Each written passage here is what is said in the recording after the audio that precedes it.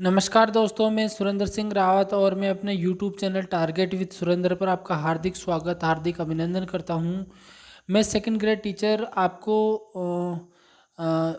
History के topic जो हैं अब मैं करवा रहा हूँ राजस्थान जीके के अंदर, जो आपके सिलेबस में सेकंड ग्रेड के सिलेबस में है। तो सेकंड ग्रेड से संबंधित ये वीडियो हैं और मैंने कल करवाए थे जनजातीय आंदोलन, मतलब लास्ट वाले वीडियो में, और आज मैं करवाने जा रहा हूँ किसान आंदोलन। और किसान आंदोलन में सबसे पहले अपन ले रहे हैं बिजोलिया किसान आंदोलन। तो बिजोलिया किसान आंदोलन जो है हम ले रहे हैं, और बिजोलिया किसान आंदोलन में सबसे पहले हम जो लेने वाले हैं वो शुरुआत से ही लेने वाले हैं बिजोलिया किसान आंदोलन।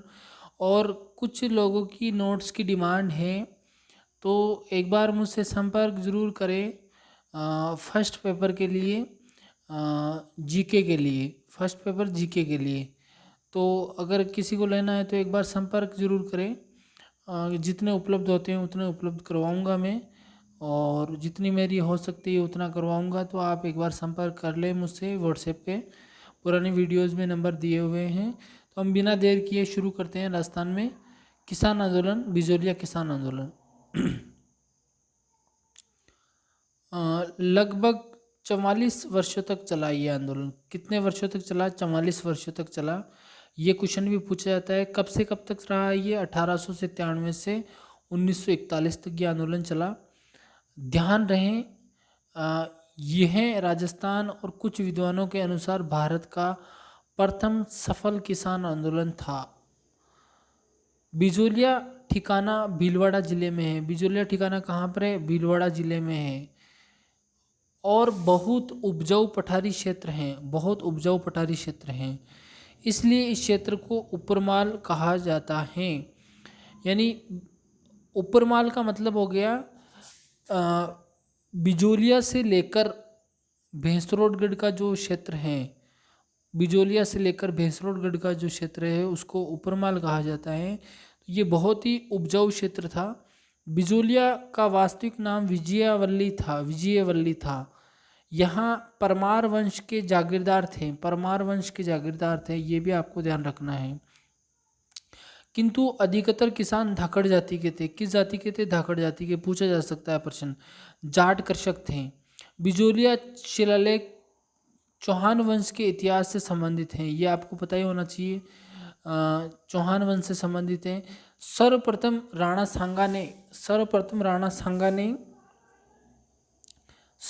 राणा सांगा ने जगनेर भरतपुर के जागीरदार अशोक परमार को खानवा युद्ध 17 मार्च 1527 को में वीरता दिखाने के कारण उपरमाल या विजयवल्ली की जागीर दी थी। पहले ये यहाँ के किसानों और जागीरदारों में अच्छे संबंध थे। यहाँ के राव केशवदास परमार को भी किसानों ने मराठों के खिलाफ सहायता दी थी। राव गोविंददास से भी किसानों को कोई शिकायत नहीं थी। यानी यहाँ पर जो कहने का मतलब जो जागीरदार होते थे उससे किसानों को कोई शिकायत नहीं थी शुरुआत में। लेकिन उसके बाद 1894 से मामला थोड़ा गड़बड़ हो जाता है। 1894 में यहाँ पर कृष्ण सिंह जब बिजोलिया का जागीरदार बना, तो कृष्ण सिंह, ध्यान रखना, 1894 में बना, तो उसने किसानों पर 84 प्रकार के लाग बाग लगा दिए और लगान कर को बढ़ाकर 50% कर दिया। किसान से बेगार से भी परेशान थे। यहाँ ध्यान रहे, यहाँ किसानों से किसान एलएलबी से परेशान थे। यहाँ एलएलबी का मतलब क्या है इसको समझो थोड़ा। पहले एल का मतलब है लाग और बाग, मतलब बिजोलिया किसान आंदोलन और अधिकतर किसान आंदोलन का मुख्य कारण क्या रहा है, तो उसको एक सूत्र में आप याद कर सकते हो। कैसे याद कर सकते हो? कि किसान आंदोलन का मुख्य कारण एलएलबी रहा है। एलएलबी का मतलब, फर्स्ट एल का मतलब क्या हो गया? लाग और बाग, अर्थात टैक्स। लाग और बाग का मतलब हो गया, मतलब छोटे मोटे जो टैक्स होते थे ना, 84 प्रकार के छोटे मोटे टैक्स, जैसे तलवार बंधाई कर, ये एक छोटा टैक्स था। तो लाग और बाग यानी ऐसे छोटे मोटे टैक्स होते थे, उनको लाग और बाग कहा जाता था। तो फर्स्ट एल का मतलब हो गया लाग बाग। दूसरे एल का मतलब हो गया लाटा और कूता, ये फसल बंटवारे की पद्धतियाँ थी। ये कई बार एग्जामिनर एग्जाम में क्वेश्चन पूछते हैं कि लाटा और कूता क्या थी, तो फसल बंटवारे की पद्धतियों के नाम थे, और ये बिजोलिया किसान आंदोलन के दौरान देखने को विशेष तौर पे मिलती हैं। और बी का मतलब क्या है, बेट बेगार, बेगार या बेट बेगार, मतलब फ्री में काम करवाना, बिना पैसे के काम करवाना बेगार होता है। तो बी का मतलब हो गया बेगार। यानी फर्स्ट एल का मतलब लाग बाग यानी टैक्स, दूसरे एल का मतलब लाटा और कूती, फसल बंटवारे की पद्धतियाँ जो गलत तरीके से थी, और बी से मतलब हो गया बेट बेगार या बेगार, मतलब बिना पैसे के, बिना पारिश्रमिक के आपसे काम लेना बेगार होता है। तो यहाँ पर किसान एलएलबी से परेशान है। अब शायद आप समझ गए होंगे एलएलबी क्या है। यदि फसल काटने के बाद जागीरदार और किसानों में बांटा जाए तो उसे लाटा, अगर फसल कटने के बाद में अगर जागीरदार और किसानों में फसल को बांटते हैं तो उसको लाटा बोलते हैं, किंतु यदि खेत में खड़ी फसल को ही बांट लिया जाए तो उसे कूता कहते हैं, कूतना कहते हैं। समझ गए? खड़ी फसल को अगर जागीरदार किसान आपस में बांट लेते हैं तो उसे कूता, और अगर कटी हुई फसल को बाद में बांटते हैं काटने के बाद में तो उसे लाटा कहते हैं। तो लाटा और कूता जो दोनों फसल बंटवारे की पद्धतियाँ थी, उसमें जागीरदार बेईमानी करता था, और बेईमानी करके जो वो है अधिक फसल ले लेता था किसान से, और किसान के पीछे से जो मेहनत होती थी उसका फल उसको नहीं मिलता था। तो जो लाटा और कूता है फसल बंटवारे की पद्धतियाँ, ये इसमें जागीरदार हमेशा अपने फ़ायदे के हिसाब से फसल को ज़्यादा ले लेता था और किसान हमेशा घाटे में रहता था। तो किसान इससे परेशान थे। बेगार यानी बिना पारिश्रमिक पैसे दिए मजदूरी करवाना बेगार कहलाता था। ये आपको मैंने बता ही दिया है। उसके बाद में नेक्स्ट अपन देखते हैं कृष्ण सिंह परमार। ये आपको पता ही है 1894 में से 1906 तक ये यहाँ का जागीरदार बना था। तो 1893 में बिजोलिया के पड़ोसी गिरधारीपुरा गांव में एक किसान गंगाराम धाकड़ के पिता का मौसर था, यानी मृत्युभोज था। बिजोलिया के किसान इस अवसर पर गिरधारीपुरा में एकत्रित हुए और उन्होंने महाराणा फतेह सिंह, उस समय यानी महाराणा कौन थे, जो मेवाड़ रियासत के थे, वो फतेह सिंह थे। तो उनसे शिकायत करने का फैसला किया। फैसला क्यों किया शिकायत करने का, किस बात का? आपको बताइए, किसान एलएलबी से परेशान थे, तो एलएलबी की जो शिकायतें थी वो करने के लिए, यानी लाटा कूता, बेगार, लागबाग आदि जो टैक्स थे छोटे मोटे गलत तरीके से जो जागीरदार लगा रहा था, उसकी शिकायत करने के लिए गिरधारीपुरा गांव में एकत्रित हुआ और महाराणा फतेह सिंह से शिकायत करने का फैसला किया। नानजी और ठाकरे पटेल किसानों का प्रतिनिधि बनकर, ये भी कई बार प्रश्न पूछा जाता है, नानजी और ठाकरे पटेल का संबंध किस किसान आंदोलन से है? तो बिजोलिया से। किसानों का प्रतिनिधि बनाकर मेवाड़ के महाराणा फतेह सिंह के पास उदयपुर भेजा गया। ये 6 महीने तक महाराणा से नहीं मिल सके। ये बड़ी मुश्किल से महाराणा से मिले। उन्हें बिजोलिया की स्थिति बताई। महाराणा ने हामिद हुसैन राजस्व अधिकारी को बिजोलिया भेजा, किंतु कृष्ण सिंह के खिलाफ कोई कार्यवाही नहीं की गई, और उससे उत्साहित होकर कृष्ण सिंह ने नानजी और ठाकरे पटेल को ऊपरमाल क्षेत्र से क्या कर दिया, निर्वासित कर दिया, यानी बाहर निकाल दिया। तो कहने का मतलब है कि हामिद हुसैन को भेजा तो था राजस्व अधिकारी को, भाई देख के आओ क्या प्रॉब्लम है, लेकिन कोई एक्शन नहीं लिया गया जागीरदार के खिलाफ, कृष्ण सिंह परमार के खिलाफ। तो उसने उत्साहित होकर के मेरे खिलाफ तो कुछ भी नहीं हुआ, और नानजी और ठाकरे पटेल को यहाँ से निर्वासित कर दिया। 1903 में कृष्ण सिंह ने बिजोलिया की जनता पर चौरी कर लगा दिया। ये भी बड़ा फेमस प्रश्न होता है कि 1903 में जो चौरी कर लगाया, ये किस प्रकार का कर था, यह चौरी कर का संबंध किस किसान आंदोलन से है? तो चौरी कर जो है वो एक लड़की की शादी पर 5 रुपये विवाह के लिए टैक्स लिया जाता था, विवाह के ऊपर, उसको चौरी कर बोलते थे। तो 5 रुपये का कर लड़की के विवाह पर दिया जाता था। किसानों ने चौरी कर के विरोध में 2 वर्ष तक अपनी पुत्रियों का विवाह नहीं किए, और 1905 में किसान विवाह योग्य 200 कन्याओं को लेकर कृष्ण सिंह से मिलने गए, तो उसने कहा कि इन लड़कियों को बेचकर चौरी कर दे। तो इससे नाराज होकर किसानों ने 1905 में अक्षय तृतीया को खेतों में हल नहीं चलाया और ग्वालियर राज्य की ओर प्रस्थान करने लगे। इससे कृष्ण सिंह डर गया और उसने चौरी कर को नामात्र या समाप्त कर दिया। तो यहाँ किसानों की थोड़ी बहुत जीत होती दिख रही है। उसके बाद में उसने लगान को भी 1/2 से घटाकर 2/5 यानी 50% से 40% कर दिया। ये बिजोलिया किसानों की प्रथम सफलता थी। 1906 में कृष्ण सिंह निसंतान मर गया और भरतपुर के कामा या कामवान ठिकाने से पृथ्वी सिंह परमार को गोद लिया गया। अब नेक्स्ट जो जागीरदार बनेगा वो कौन बनेगा? पृथ्वी सिंह। यहाँ पर आपको ध्यान रखना है, जागीरदारों के नाम भी पूछ सकते हैं, क्रम से जमाओ। तो सबसे पहले कृष्ण सिंह आया, उसके बाद में पृथ्वी सिंह आया और उसके पहले भी जो थे वो भी आपको याद रखने हैं।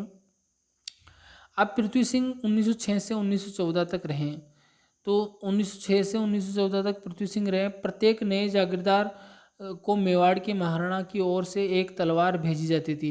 यानी मेवाड़ का महाराणा होता था, वो जब नया जागीरदार बनता था तो उसको एक तलवार भेंट की जाती थी और उसके बदले में जागीरदार से क्या किया जाता था? तलवार बंधाई टैक्स लिया जाता था, महाराणा को देता था, यानी जागीरदार महाराणा को देता था। पृथ्वी सिंह ने 1906 में तलवार बंधाई की लाग को भी बिजोलिया की जनता पर लाद दिया।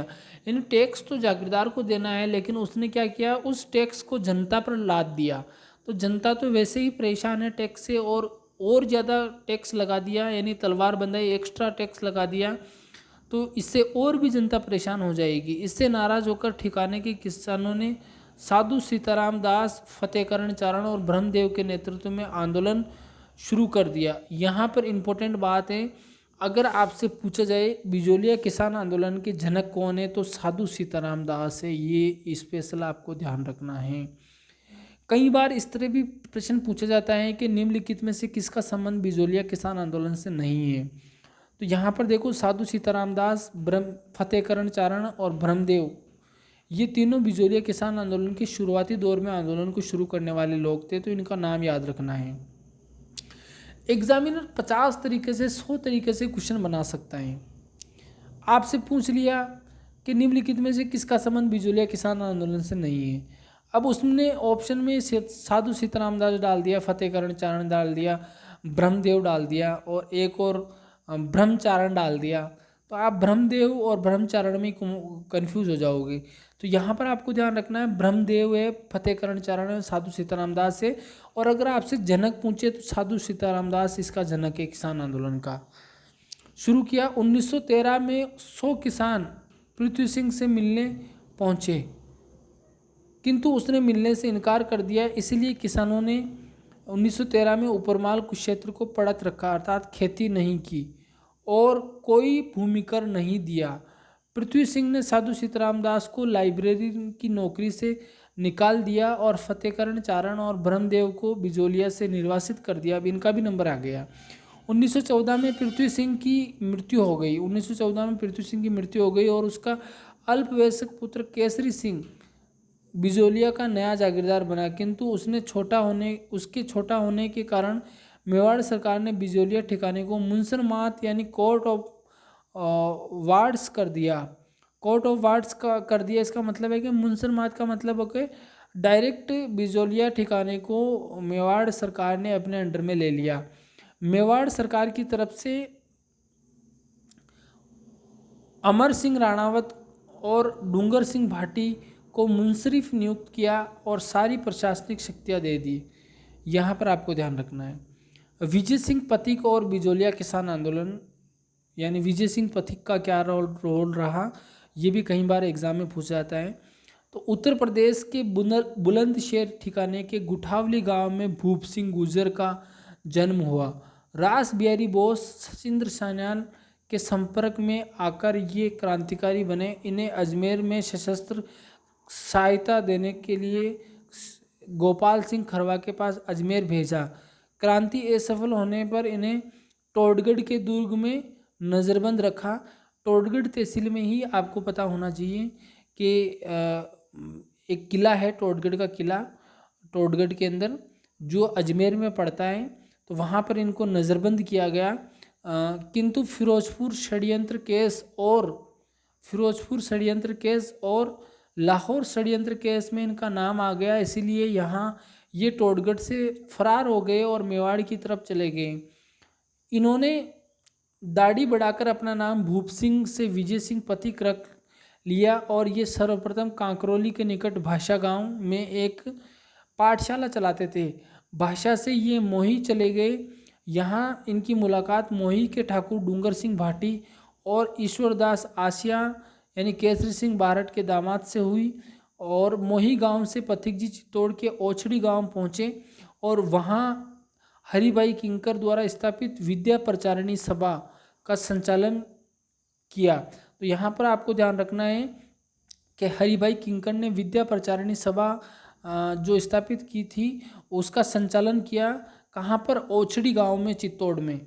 ध्यान रहे बिजोलिया में विद्या प्रचारिणी सभा की शाखा साधु सीताराम दास चलाते थे। चित्तौड़गढ़ में के विद्या प्रचारिणी सभा के वार्षिक अधिवेशन में साधु सीताराम दास पथिक जी से मिले और पथिक जी से बिजोलिया किसान आंदोलन का नेतृत्व करने की प्रार्थना की। इस प्रकार 1916 में पथिक जी बिजोलिया किसान आंदोलन का नेतृत्व स्वीकार कर लिया। पथिक जी ने 1916 में, अब ध्यान रखना है 1916 आपके लिए इसलिए इम्पोर्टेंट हो जाता है कि 1916 में विजय सिंह पथिक जो थे वो बिजोलिया किसान आंदोलन में उनकी एंट्री हो जाती है और ये एंट्री जो होती है ये सन आपको याद रखना है। और आपको ये भी ध्यान रखना है विजय सिंह जो पथिक थे वो बुलंदशहर से संबंधित थे और उनका बचपन का नाम क्या था? भूप सिंह था। बाद में उन्होंने टोडगढ़ जेल से फरार होकर अपना नाम क्या रख लिया? विजय सिंह पथिक रख लिया। 1916 में ही किसान पंच बोर्ड की स्थापना की और इसका अध्यक्ष किसको बनाया? साधु सीताराम दास को बनाया। किंतु पथिक जी द्वारा स्थापित सबसे महत्वपूर्ण संगठन उपरमाल पंच बोर्ड था। ये भी 1916 में ही बना, उपरमाल पंच बोर्ड। और ये 1917 में, इसकी स्थापना 1917 में बिजोलिया में की गई और श्री मन्नाराम पटेल को इसका अध्यक्ष बनाया गया। वेरी इंपॉर्टेंट है, उपरमाल पंच बोर्ड 1917 में बिजोलिया में की गई और इसका मन्नाराम पटेल को इसका अध्यक्ष बनाया गया। उपरमाल पंच बोर्ड की स्थापना बेरीसाल का बांस गांव में हुई। उपरमाल पंच बोर्ड की स्थापना हरियाली अमावस के दिन की थी और पथिक जी ने कहा था, क्या कहा था? कि हरियाली अमावस सुखद है, शुभ मुहूर्त को जान लो, स्वतंत्रता के हित में अब धर्मेन्य युद्ध को की ठान लो। मेवाड़ सरकार ने पथिक जी के खिलाफ वारंट जारी कर दिया, इसीलिए पथिक जी बिजोलिया के निकट उमाजी का खेड़ा में छिप कर रहते थे। 1914 में प्रथम विश्व युद्ध शुरू हो गया और बिजोलिया में किसानों से 1916 में जबरन युद्ध का चंदा वसूला जा रहा था। पथिक जी ने युद्ध के चंदे का विरोध किया, किसानों से युद्ध चंदा और बेगार न देने का आह्वान किया। इसी दौरान गोविंद निवासी गांव के एक किसान नारायण पटेल ने चंदा और बेगार से इनकार कर दिया, इसलिए नारायण पटेल को बिजोलिया जेल में डाल दिया। 2000 किसान जेल के सामने पहुंच गए और उन्होंने नारा लगाया कि नारायण पटेल को छोड़ो या हमें भी जेल में भेजो। भयभीत होकर नारायण पटेल को छोड़ दिया गया। युद्ध चंदे का विरोध करने के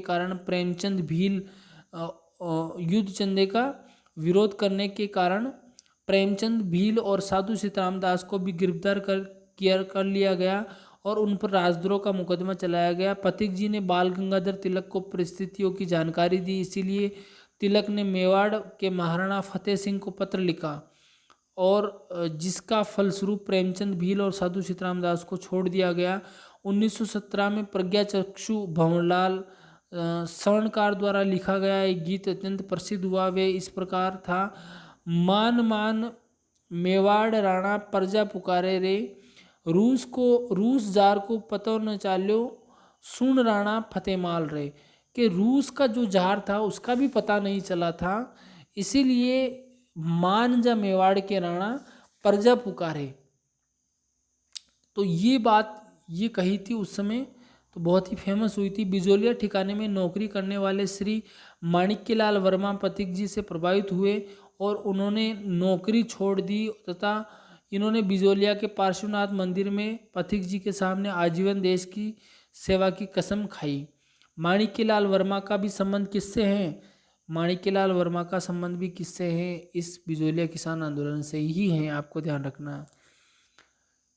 बढ़ते हुए किसान आंदोलन के कारण मेवाड़ महाराणा ने अप्रैल 1919 में न्यायमूर्ति बिंदुलाल भट्टाचार्य की अध्यक्षता में एक आयोग बिजोलिया भेजा। इस आयोग में ठाकुर अमर सिंह और अफजल अली भी सदस्य थे।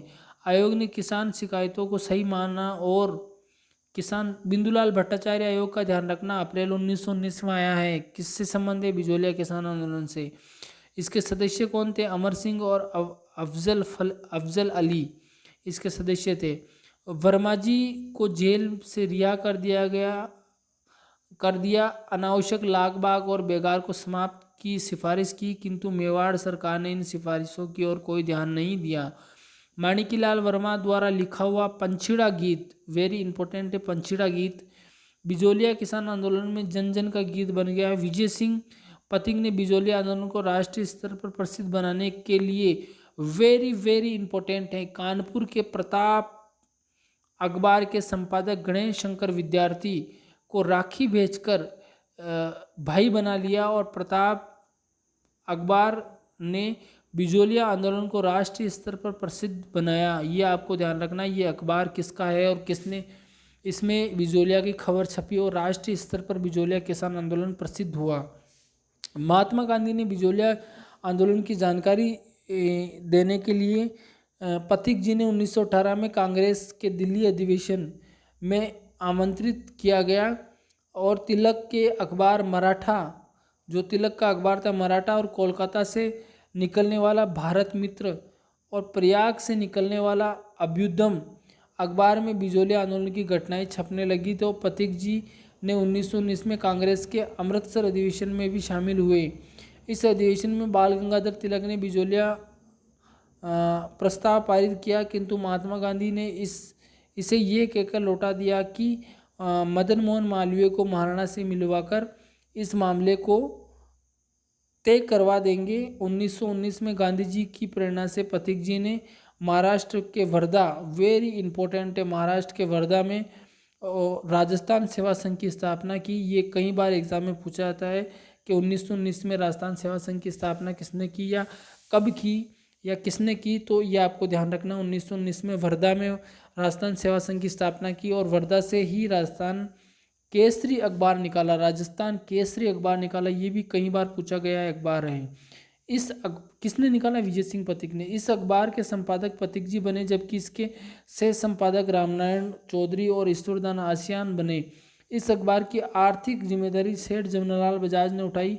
हरिभाई किंकर और कन्हैयालाल कलंतरी इसके व्यवस्थापक थे, किंतु पथिक जी और बजाज की विचारधारा में मतभेद हो गया। इसलिए अगले ही वर्ष 1920 में पथिक जी ने राजस्थान सेवा संघ का मुख्यालय अजमेर ले गए, वेरी इंपॉर्टेंट है, अजमेर ले गए 1920 में, और अजमेर से नवीन राजस्थान नामक अखबार निकाला।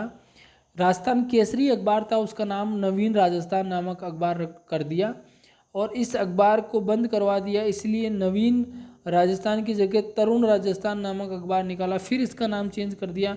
तो अगर आपसे राजस्थान केसरी पूछे, नवीन राजस्थान पूछे, तरुण राजस्थान पूछे, ये सब अखबार पथिक जी के द्वारा निकाले गए अखबार हैं और इनका संबंध बिजोलिया किसान आंदोलन से है।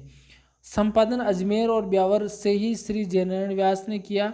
ध्यान रहे, राजस्थान केसरी का संपादन सत्यदेव विद्यालंकर ने किया। ये संपादक वगैरह नहीं पूछते हैं, मेनली अखबार पूछते हैं और किसने निकाला? विजय सिंह पथिक ने निकाला, तो ये जरूर आप ध्यान रखें। जबकि नवीन राजस्थान का संपादक रामनारायण चौधरी ने किया। जयनारायण व्यास के बाद शोभालाल गुप्ता ने भी तरुण राजस्थान का संपादन किया। ध्यान रहे, रामनारायण चौधरी और साधु सीताराम दास ने हाथ से लिखा हुआ अखबार भी निकाला। रामनारायण चौधरी और साधु सीताराम दास ने हाथ से लिखा हुआ अखबार भी निकाला, जिसका नाम था डंको। ये उपरमाल बिजोलिया क्षेत्र से निकाला गया था। गांधी जी ने 1921 में बिजोलिया में जागीरदारी अत्याचारों की आलोचना की, क्योंकि बिजोलिया ठिकाने की पीवल भूमि, सिंचित भूमि पर लगान पहले बढ़ा दिया था और बाद में बारानी भूमि यानी वर्षा जल पर भी जो निर्भर भूमि थी का लगान भी बढ़ा दिया गया, जिससे किसानों और ठिकाने में टकराव की स्थिति उत्पन्न हो गई महाराणा ने फरवरी 1921 में त्रिसदस्यीय आयोग बिजोलिया भेजा, जिसमें ठाकुर राज सिंह, तख्त सिंह और रमाकांत मालवीय सदस्य थे। इस आयोग ने भी सुधारों की बात की, किंतु उसे लागू नहीं किया गया। इसलिए 1921 में गांधी जी का असहयोग आंदोलन बिजोलिया में भी शुरू हो गया। इसी दौरान मेवाड़ में एकी आंदोलन और भोमट भील आंदोलन भी शुरू हुआ। मेवाड़ की भयानक स्थिति के बारे में मेवाड़ के पॉलिटिकल एजेंट विल्किंस ने अंग्रेज सरकार को बताया थे। ब्रिटिश सरकार ने इस आंदोलन को शांत करने के लिए एजीजी रॉबर्ट हॉलैंड को 4 फरवरी वेरी इंपॉर्टेंट रॉबर्ट हॉलैंड को 4 फरवरी 1922 को बिजोलिया आना पड़ा और हॉलैंड के साथ उनके सचिव अजलवी और मेवाड़ के दीवान प्रभाष चंद्र चटर्जी और हाकिम बिहारी लाल भी बिजोलिया पहुंचे। किसानों का प्रतिनिधि राजस्थान सेवा संघ ने किया। इसके सचिव श्री रामनारायण चौधरी और माणिक्यलाल वर्मा थे। किसान पंचायत की तरफ से सरपंच मोतीलाल पटेल और नारायण पटेल ने भी बात रखी। 11 फरवरी 1922 को रॉबर्ट हॉलैंड और किसानों में समझौता हो गया। इसके अनुसार 35 प्रकार की लाग बाग को समाप्त कर दी गई। बेगार पर भी रोक लगा दी गई। किसानों पर से मुकदमे हटा लिए गए। तलवार बंदाई की राशि का नाम मात्र कर दिया गया, परंतु ठिकाने की बदनीयती के कारण यह समझौता लागू नहीं हो सका। कोई सुधार नहीं हो पाया। इसी दौरान बिजोलिया के पड़ोस में बेगू किसान आंदोलन 1923 में पथिक जी को 5 वर्ष की जेल भेज दिया गया। में बेगू किसान आंदोलन में भाग लेने के कारण यहाँ भेज दिया गया, किंतु स्वास्थ्य खराब होने के कारण 1927 में बिजोलिया किसान आंदोलन से वापस जुड़ गए विजय सिंह पथिक। और मई 1927 में किसान पंचायतों ने पथिक जी से सलाह करके किसानों की ज़मीनें वापस ठिकाने को लौटा देने का निर्णय लिया। किसानों को लगा कि कोई अन्य किसान इन ज़मीनों को नीलामी में नहीं आएगा।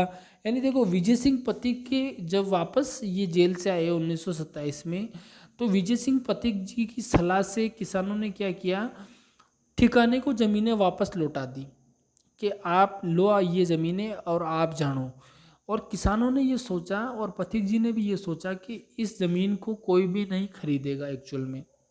लेकिन हुआ क्या, धोखा हो गया। धोखा ये हुआ कि ज़मीन जो नीलामी किया तो पड़ोस के ठिकाने ने इन ज़मीनों को खरीद लिया, जिससे किसान भूमिहीन हो गए। और इसका दोष किस पे मढ़ा, पथिक जी के माथे मढ़ दिया। और दुखी होकर पथिक जी ने इस आंदोलन से उदासीन हो गए। और पथिक जी के संबंध वर्मा जी और रामनारायण चौधरी से खराब हो गए, माणिक्यलाल वर्मा जी और रामनारायण चौधरी से। और 1927 में किसानों ने आंदोलन की बागडोर माणिक्यलाल वर्मा को सौंप दी। और 1927 में जेल से छूटने के बाद पथिक जी के पड़ोस के ग्वालियर रियासत के फुसरिया गांव में रहते थे। वर्मा जी ने बिजोलिया आंदोलन का नेतृत्व करने के लिए सेठ जमनालाल बजाज को आमंत्रित किया। बजाज इस शर्त पर राजी हो गए कि पथिक जी आंदोलन से पूर्णतः अलग हो जाएंगे। तो पथिक जी अलग हो गए। इस प्रकार 1929 में पथिक जी पूर्णतः बिजोलिया आंदोलन से अलग हो गए। 1916 में जुड़े और 1919 में पूर्णतः अलग हो गए। सेठ जी ने अजमेर के हरिभाऊ उपाध्याय को अपनी तरफ से इस आंदोलन की जिम्मेदारी सौंपी। उपाध्याय ने अंग्रेजी अधिकारी ट्रेन से मिलकर किसानों की ज़मीन वापस दिलवाने का समझौता किया, किंतु ठिकाने की ज़मीन लौटाने के पक्ष में नहीं थे। अंततः 1931 में अक्षय तृतीया के दिन सेठ जी के नेतृत्व में किसानों ने अपनी छोड़ी हुई ज़मीनों पर हल चलाने का फैसला किया। किसानों का घोर दमन किया गया और 21 अप्रैल 1931 अक्षय तृतीया के दिन प्रातः 6 बजे हल चलाया गया। वर्मा जी को 200 किसानों के साथ गिरफ्तार कर लिया गया। उपाध्याय जी के मेवाड़ प्रवेश पर प्रतिबंध लगा दिया गया। उपाध्याय जी ने दुर्गादास चौधरी, पंडित लादूराम जोशी, अचलेश्वर प्रसाद शर्मा, श्रीमती रमा देवी आदि को बिजोलिया भेजा, किंतु इन्हें भी निर्वासित कर दिया गया। प्यारेचंद बिश्नोई, गणपति लाल वर्मा एक व्यापारी के वेश में बिजोलिया पहुंचे। इन दोनों को हथकड़ी पहनाकर छत से लटका दिया गया। उपाध्याय जी ने गांधी जी को बिजोलिया की स्थिति से अवगत कराया। गांधी जी के कहने पर पंडित मदन मोहन मालवीय ने मेवाड़ के प्रधानमंत्री सर सुखदेव प्रसाद को पत्र लिखा। इसलिए सुखदेव प्रसाद ने और महाराणा भूपाल सिंह ने सेठ जमनालाल बजाज को वार्ता के लिए उदयपुर बुलाया और 20 जुलाई 1931 को सेठ जी ने उनसे मुलाकात की, किंतु किसानों की ज़मीन वापस नहीं मिल सकी। 1938 में, अब ये वेरी इंपॉर्टेंट एग्जाम की दृष्टि से, ये कई बार एग्जाम में पूछा गया। 1938 में कांग्रेस के हरिपुरा अधिवेशन में सुभाष चंद्र बोस से कांग्रेस के अध्यक्ष चुन लिए गए और बोस ने गांधी जी की नीति को बदलते हुए देशी रियासतों में भी प्रजा परिषदों की स्थापना की अनुमति दे दी। इसीलिए 1938 में उदयपुर में मेवाड़ प्रजामंडल की स्थापना हो गई और महाराणा को डर था कि कहीं बिजोलिया के किसान प्रजामंडल के साथ न जुड़ जाए।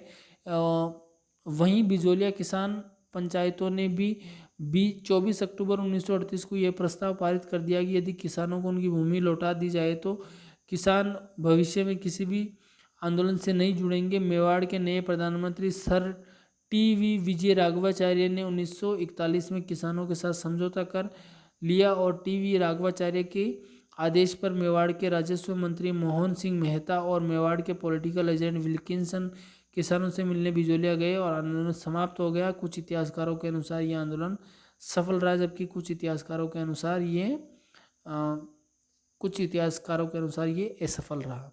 तो 99% तो ये हम सफल ही कह सकते हैं इस आंदोलन में, किसानों की विजय हुई अंत में। तो ये एक लंबा टॉपिक ज़रूर था, लेकिन इसमें मैं एक बार आपको हिट पॉइंट बता देता हूँ एग्जामिनर। जहाँ पहला तो बिजोलिया किसान आंदोलन से किसका संबंध नहीं है, ये प्रश्न आपको नोट कर लेना है।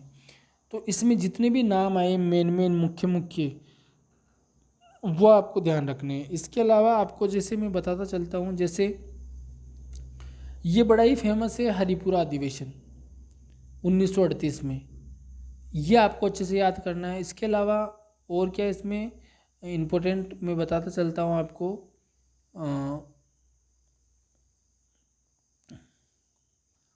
इसमें और जो इम्पोर्टेंट बातें हैं वे हैं कि बिजोलिया किसान आंदोलन से विजय सिंह पथिक पूर्णतः अलग कब हुए? 1929 के अंदर, और जुड़े कब थे? 1916 में। ये बात इम्पोर्टेंट है। एक बात इम्पोर्टेंट दूसरी, रॉबर्ट हॉलैंड जो आए थे वो इम्पोर्टेंट है 4 फरवरी 1922 को। और इसके अलावा इसमें जो इम्पोर्टेंट है, अखबार इम्पोर्टेंट है, तरुण राजस्थान, नवीन राजस्थान, राजस्थान केसरी, एक राजस्थान सेवा संघ की जो स्थापना की थी वो इम्पोर्टेंट है। और इसके अलावा 1918 में नहीं, ये प्रताप अखबार जो कानपुर से निकलता था, इसमें जो खबर छपी वो इम्पोर्टेंट है। माणिक्यलाल वर्मा का जो लिखा हुआ पंचड़ा गीत था वो इम्पोर्टेंट है। न्यायमूर्ति बिंदुलाल भट्टाचार्य आयोग जो है वो इम्पोर्टेंट है। महाराणा फतेह सिंह वहाँ के थे, वो आपको ध्यान रखना है, महाराणा थे। 1916 में चंदा इकट्ठा किया गया तो वो इम्पोर्टेंट है। पथिक जी कब जुड़े? ये ऊपरमाल पंच बोर्ड और किसान पंच बोर्ड, ये इम्पोर्टेंट है। और इसके